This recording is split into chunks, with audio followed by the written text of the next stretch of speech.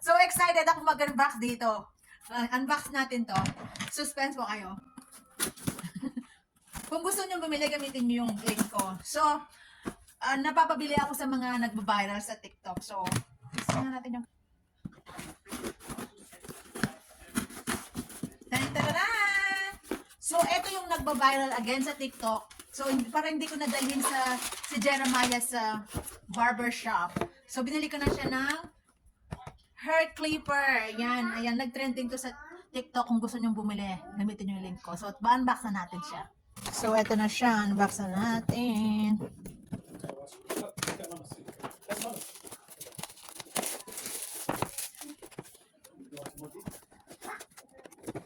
So, open pala dito. So, ayan na siya.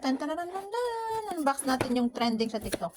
Wow! Ang ganda niya. Wow! So, ito yung laman niya. Wow! So, ito siya. Diba? Tapos, meron siyang sizes. 9 mm. So, pa-practice pa lang natin to. Wow! So, ito yung laman niya. Meron siyang 9 to 12.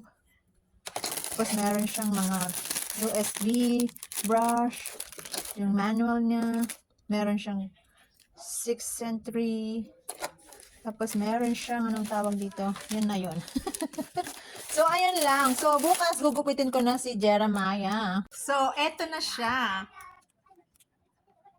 So, like I said, para hindi na kami pumunta ng barbershop, ako na lang manggugupit sa kanya. Kasi mahal-mahal lang ano dito. So, nanood ako sa YouTube paano maggupit. So, sana bukas ipapakita ko sa inyo. So, ito yung power niya. Wow, quiet siya. Wow, vacuum.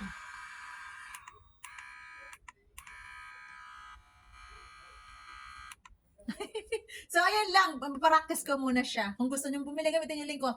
Ito yung nag-viral sa TikTok na panggupit sa mga bata. Yan lang.